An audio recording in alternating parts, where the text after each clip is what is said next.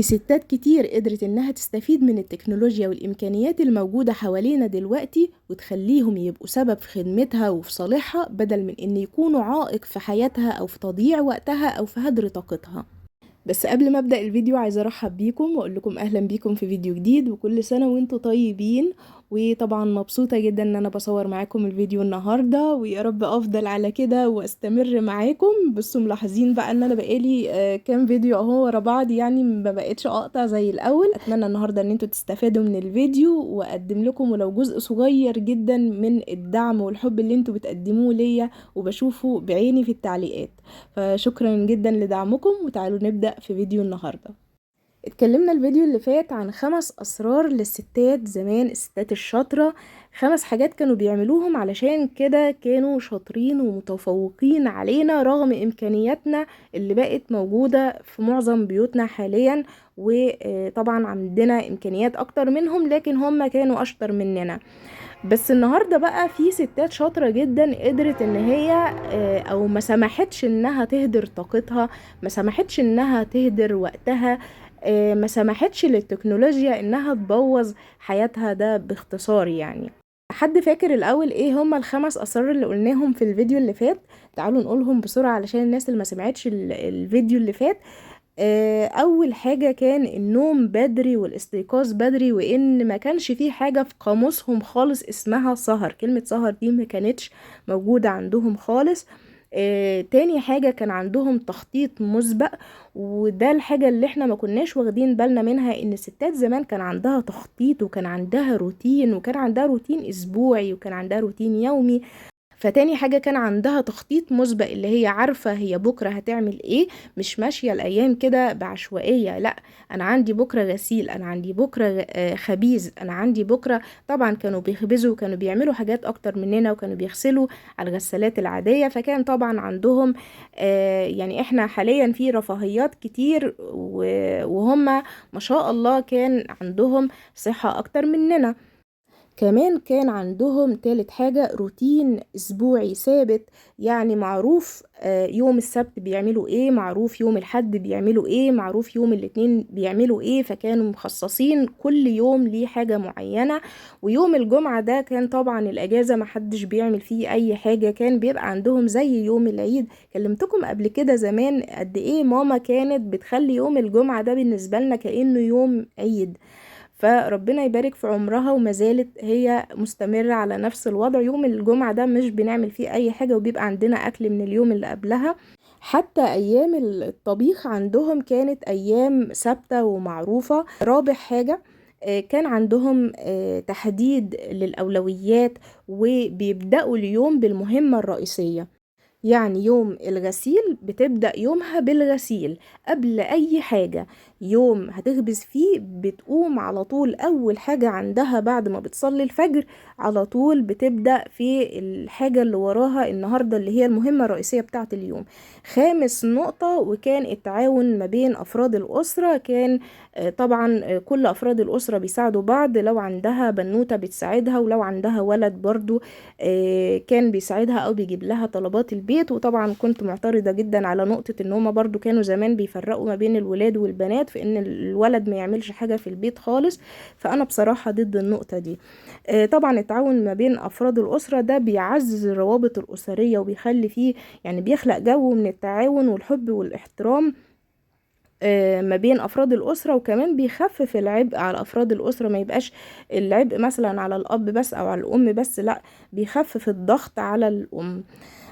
فخلينا النهارده نبدا في فيديو النهارده ونشوف كمان ايه الحاجات اللي كانت موجوده زمان، واللي النهارده في ناس لسه مستمره على نفس النظام ده. وفي ناس وفي ستات شاطرة كتير قدرت ان هي النهاردة تبقى اشطر كمان من الستات الموجودة زمان، وقدرت انها تستخدم التكنولوجيا الموجودة حاليا لصالحها.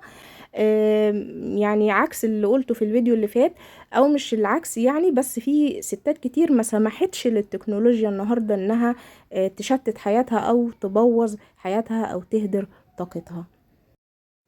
اول حاجة هتكلم عنها النهاردة وهي التليفون، بما انه اكتر جهاز بقى موجود عندنا او بقى موجود في ايدينا كلنا الايام دي.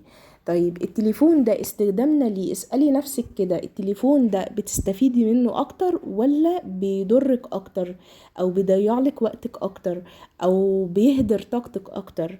لو انتي النهاردة ما قدرتيش انك تستفيدي من التليفون اللي في ايديكي اللي هو فعلا كنز للي عارف قيمته، الانترنت النهاردة ده كنز.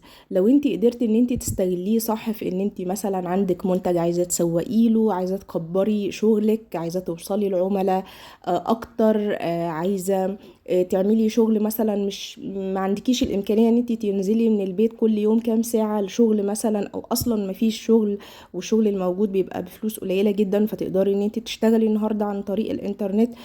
فلو ما قدرتيش ان انت تعملي ده، وما قدرتيش ان انت تستفيدي من التليفون اللي في ايديكي، في حتى بعيدا عن المكاسب المادية اللي ممكن نحققها من التليفون ومن الانترنت، التليفون ممكن يكون منبه ليكي، بينبهك على الصلوات الخمسة، اللي هو ممكن تنزلي تطبيق زي تطبيق انا مسلم مثلا، ده انا منزلاه، تطبيق حلو جدا. بيرن وقت الاذان لو الجامع بعيد عنك مش بتسمعي صوت الاذان، فده بينبهك للصلاة. وكمان في جوه بقى القرآن الكريم، المصحف كامل، لو انتي بره البيت مثلا وعايزة تقري، لو انتي في مواصلات او كده مش لازم تشيلي المصحف معاكي، المصحف دلوقتي على التليفون. التليفون بقى وسيلة ان انتي حد ما شفتهوش بقالك فترة طويلة ممكن انت تتصلي تطمني عليه، بدل ما يكون وسيلة تضرك ويبقى له تأثير سلبي على حياتك ان هو يبعدك عن الناس. لا، انت تقدري ان انت تتصلي بالناس ويبقى في تواصل ما بينك وبين الناس. فلو ما قدرتيش ان انت تستفيدي من التليفون ولقيتي ان هو بيضيع لك وقتك، فلازم تعملي وقفة مع نفسك وتقللي من استخدامك للتليفون، وتستخدميه بشكل صح او بشكل معتدل. ولو مش هتستفيدي منه فعلى الاقل ما يكونش له تأثير سلبي على حياتك. تاني سر عايزة اتكلم فيه النهاردة، ودي كانت من اقوى الاسرار اللي خلت البيوت زمان كان فيها بركة، وهي البساطة. والست اللي قدرت النهاردة انها تعيش على انها بيتها يكون فيه نوع من البساطة وتربي ولادها على البساطة فعلا، هي دي الست الشاطرة بجد، هي دي اللي احنا يعني نسقف لها. والبساطة هنا مش قصدي بيها ان انت مثلا ما تفرشيش بيتك كويس، ما تعيشيش عيشة كويسة، لا خالص. البساطة هنا ان انت ما تضغطيش نفسك، ما تحطيش على نفسك اعباء وتصعبيها على نفسك، وتحطي لنفسك حاجات اكبر وضغط اكبر. يعني هقولها باختصار شوية، يعني مثلا انت داخلك في الشهر مبلغ معين، فتحطي لنفسك بقى حاجات في الشهر انت بتعمليها التزامات اكتر من المرتب اللي داخلك. فحاولي ان انت تظبطي امورك بان انت ما تضغطيش نفسك، حاولي ان انت تبسطي حياتك اكتر. مثلا ان انا ادخل ولادي في مدارس المصاريف بتاعتها يعني ممكن تكون اكتر من نص مرتبي خلال السنة. طيب انا ليه اضغط نفسي الضغطة دي؟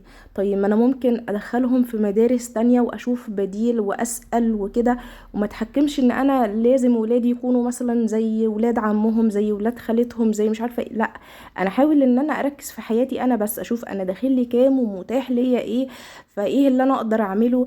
زي مثلا حد مثلا من قرايبك جدد بيته قوي، فانت عايزه تعملي زيه وانت مش متاح ليكي كده، فتضطري ان انت تروحي مثلا تضغطي نفسك في تاخدي مثلا قرض ولا حاجه. فده اللي احنا بنقول عليه، فمنحاولش ان احنا نصعب الدنيا على نفسنا، نحاول ان احنا نعيش عيشتنا ونبص جوه بيوتنا، ما نبصش بره بيتنا ابدا. هقول لكم كلمه ماما كانت دايما تقولها لنا زمان.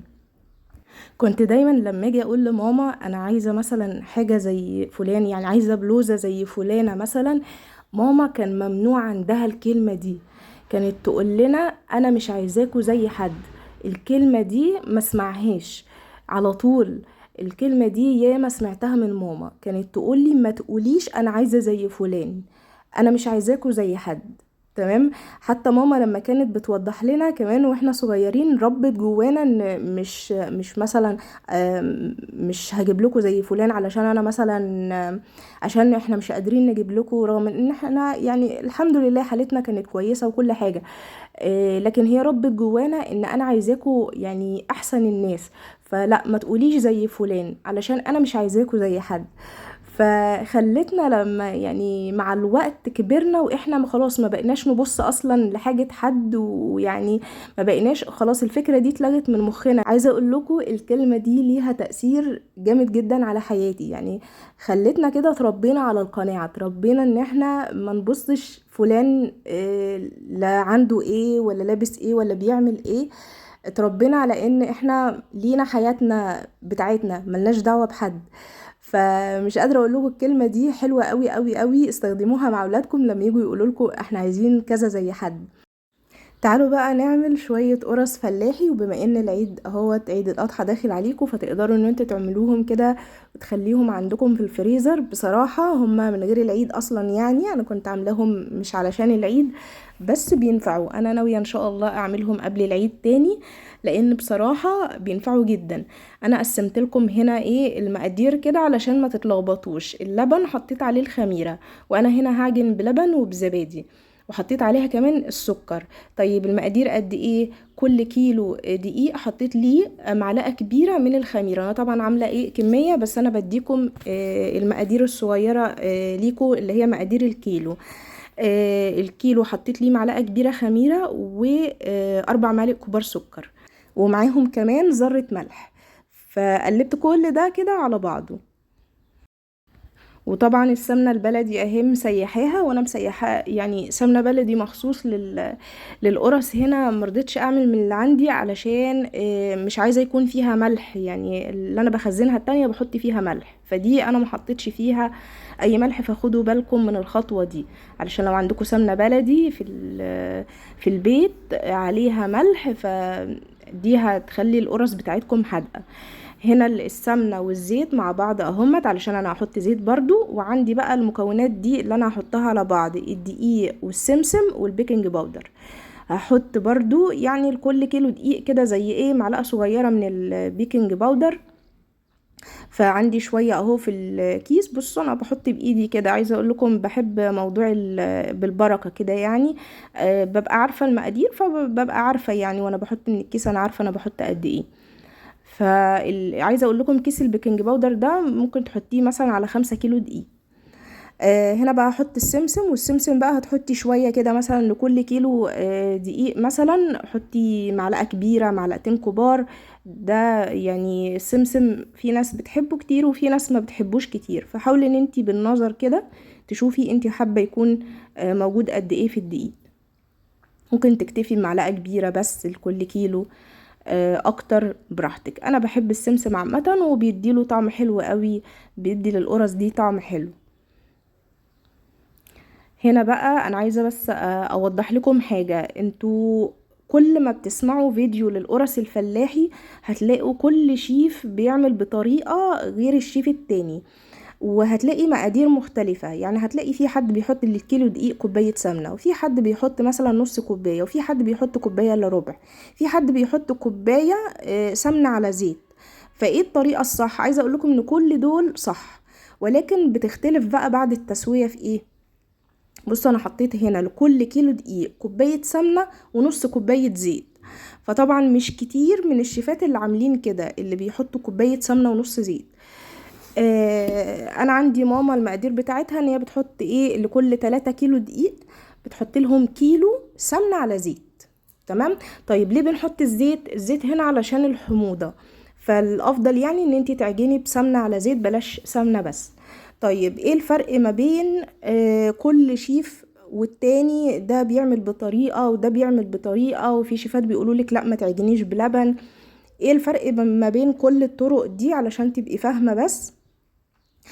السمنة يا جماعة بعد ما بتخلصي التسوية القرص بتاعتك اولا طعم السمنة فيها انت عايزاه يبان ولا لأ. فطبعا لو مش عايزاه يبان دي حاجة، ولو عايزاه يبقى ظاهر فاحنا طبعا عاملين بسمنة بلدي كده عايزينها تبان وتفحفح فيها كده، دي حاجة. السبب الأهم بقى والرئيسي هو الطراوة بتاعت القرصة. لما بتقعد معاكي انت ممكن أول ما تسويها تلاقيها طرية، بس لو سمنتها قليلة بعد ما بتقعد معاكي كده مثلا يوم ولا حاجة تلاقيها خلاص نشفت منك، أول ما تيجي تسخنيها بتلاقيها نشفت. شفتي رغيف الفينو؟ لما تيجي تسخني رغيف الفينو بيحصل فيه ايه؟ رغيف الفينو بينشف منك. هنا بقى انا بعد ما قعدت اعجنها شويه بالسمنه، نزلت بقى باللبن وبالزبادي، وهقول لكم انا ليه عجنت بلبن وزبادي. طيب عارفين رغيف الفينو كده لما تيجي تسخنيه بتلاقيه بينشف طبعا، مش بيبقى زي القرصه كده، لما تيجي تسخنيها هتلاقيها طريه وبقت جميله معاكي كده. طيب ليه بقى؟ رغيف الفينو ما فيهوش اي دهان خالص. فهو ده بقى الفرق ما بين اللي هو الدهان القليل والدهان ايه لما بيبقى كتير او بيبقى مظبوط. مش هنقول كتير، يعني الطريقه اللي انا عامله بيها دي الدهان فيها بيبقى مظبوط. اما انتي مثلا عامله دايت فحاولي بقى ان انتي تقللي في السمنه شويه عن كده. وطبعا انا بعد ما خلصت على طول كيستهم وحطيتهم في الفريزر، سبت على قد ما احنا هناكل مثلا في يومين وخلاص. طيب حاجة تانية بقى، كل الشيفات اجمعوا على ان اللبن بينشف القرص وما تعجنوش بلبن، مع ان ماما على طول بتعجنها يعني بلبن، وانا عجنتها بلبن وعلى طول ولا بينشف ولا حاجة. بس هما زي ما تقولوا ايه، حد مثلا لما شيف شاطر بيقول حاجة فالكل بيقلده. فلا، بس ممكن ايه ان اللبن الرايب مثلا احسن، بيطر العجينة اكتر. لكن مش معنى ذلك ان اللبن بينشف، لا احنا بنعجن بلبن وعادي جدا. بس انا هنا عجنت بلبن وزبادي بيبقى افضل، عجنتي بزبادي بس برضو حلو، عجنتي بلبن رايب بيبقى احسن برضو. فالمتاح عندك، ما توقفيش نفسك يعني على حاجة. طيب انا هنا بقى ليه حطيت قطعة سمنة بعد ما عجنت؟ دي حاجة كده بيقولوا عليها الناس بتوع زمان افطمي العجينة. افطمي العجينة دي يعني بعد ما تعجنيها كده حطي حتة سمنة عليها، وبعدين عجنيها تاني بحتة السمنة دي في الاخر. دي علشان لما القرصة يعني تدخل الفرن كده ما السمنة بتاعتها ما تخرجش براها، تمام؟ فدي حاجة كده اللي هي بيقولوا عليها افطمي العجينة. هنا بقى انا حضرت عجوة، والعجوة دي ما كانتش مكفية، بعت جبت تاني، فانا حطيت حوالي نص كيلو عجوة يعني. اللي عملت نص القرص بعجوة ونصها التاني سبتها كده سادة. جبت العجوة بتاعتي سيحتها شوية في الميكرويف او لسه يعني، حطيت الحاجات وبعدين دخلتهم الميكرويف، حطيت معلقة سمنة علشان تخلي العجوة بتاعتي طرية وشوية سمسم، وحطيت كمان ربع معلقة صغيرة من القرفة. هعجن كل الكلام ده مع بعضه وهفضل كده بالمعلقة، يعني انا عملت شوية بالمعلقة وبعد كده بقى اشتغلت بايديا، بس هي علشان كانت لسه سخنة جدا فعجنتها كده. وايه، ودي ادت طبعا طعم كويس قوي العجينة. اهم حاجة معلقة السمنة علشان العجوة بتاعتك ما تنشفش منك لما القرصة تدخل الفرن. عمال ما حضرت العجوة كده وبعت اشتريت تاني ومش عارفة، خلصت شوية حاجات ورايا، كانت العجينة خمرت. العجينة ما تسيبهاش تخمر كتير، هما يدوب نص ساعة، سبتها حوالي 35 دقيقة كده بس. عامة ما تسيبيش العجينة بتاعتك اللي هو تخمر قوي علشان ريحتها ما يغيرش، يعني ما تسيبهاش ساعة والكلام ده، عشان ريحة العجين نفسه ما تبقاش ريحة الخميرة قوية فيها. المهم بدأت ان انا ايه، اكور بقى كور صغيره. عايزه بقى تعملي القرصه كبيره براحتك، عايزه تعمليها صغيره براحتك، بس انا عملت القرص صغيره المره دي، عملتها صغيره كده، وكان ممكن اكبر شويه، بس انا كان في دماغي ايه بقى، ان انا عندي مثلا حمزه ياكل حته كده من القرصه وبعدين يروح جاي سايبها ما يقدرش يكملها، اللي هي القرصه الكبيره. فانا قلت ايه، اعملهم يبقوا صغيرين. ممكن كمان ان انت تحشي جبنة، ممكن تحشي اللي انت عايزاه، يعني هي عامة بتبقى طرية جدا وبتبقى هشة ونافشة كده، فبتبقى جميلة. عايزة بقى في مرة كده اعمل لكم فيديو ان انت ازاي لما تعجني الحاجة كده بالبركة، يعني تتعلمي كده ان انت تعجني، لو انت مش عارفة مقادير الحاجة تعجنيها وتطلع معاكي حلوة. وكمان انا فكرت في الفيديو ده بصراحة لسبب، انه يعني بدور مثلا، باجي ادور على وصفة الاقي كل حد عاملها بمقادير مختلفة. طيب احنا ليه ما نتعلمش ان احنا مثلا يبقى لنا المقادير اللي هو الثابته لكل حاجه، او اللي هو ابقى عارفه وفاهمه ان لو زودت خميره هيحصل ايه، لو نقصت هيحصل ايه، لو زودت سكر هيحصل ايه. طب المقدار المظبوط مثلا احط قد ايه للكيلو دقيق مثلا سكر، احط قد ايه لو انا عايزه العجينه مالحه، لو انا عايزه العجينه او الحشوه مالحه، يعني لو انا عايزه العجينه دي الحشوه مسكره. اعرف ايه اساسيات العجينة، ايه العوامل، عوامل نجاح العجينة، ايه الحاجات الغلط اللي ما ينفعش اعملها في العجينة. فان شاء الله كده ايه اعمل لكم فيديو زي ده. يا سلام بقى لو تصحي الصبح بدري كده وتروحي جاية عجنة شوية عجين زي دول. يعني انا عاملة 2 كيلو بس، فانتوا عارفين اللي هم مش بياخدوا وقت منك خالص. النشابة دي كمان بتسهل الدنيا قوي. انا بشوف ناس بتعمل قرص بايديها، بس لا، النشابة طبعا احسن بكتير. بصوا بقى، هنا انا جبت المفرش البلاستيك. انا طبعا فرشت المفارش بتاعت رمضان بقى، بتاعت شهر رمضان. بصوا المفرش اللي تحت وفوقيه المفرش بلاستيك برضو، علشان ايه؟ هي تيتا كانت بتعمل كده. في ناس بتحط في الصاجات على طول علشان هو اصلا مش بياخد خمر يعني، وبيستوي على طول، فبرضو عادي. بس انا عملت زي ما تيتا. ربنا يبارك لنا فيها، هي كانت بتعمل كده. ف بنروح جايين بقى حاطين كده مفرش عليها بلاستيك، وهي تيتا كانت تفرش مشمع، وبعدين نروح جايين ايه فرشين عليها الملايات وكده. بصوا هنا بقى ايه القرص اهي استوت بتاعتي. بصوا دي اللي هي السادة اللي هي في الطبق دي، واللي في الصاج دي مش مظبوطة قوي، تحسوا ان هي ايه مش متساوية قوي زي اللي هي في الطبق. بس دي علشان جواها عجوة، فاللي هي جواها عجوة مش بتبقى زي اللي هي سادة مش جواها اي حاجة خالص. بصوا من جوه طلعت جميلة جدا. بصوا احلى حاجة ان انتي تعملي القرص بتاعتك تبقى نافشة وهشة من جوه كده، وفي نفس الوقت يبقى السمنة فيها حلوة. فدي بقى تقعد معاكي يعني. بصي، واصلا هي كده كده في الفريزر مش بيجرالها اي حاجة. بصوا بقى اللي جواها العجوة مفرودة جواها اهيت، وبيبقى طعمها جميل. في عندي اللي بيحب اللي بالعجوة، في اللي بيحب السادة، فعملت لهم ده وعملت لهم ده.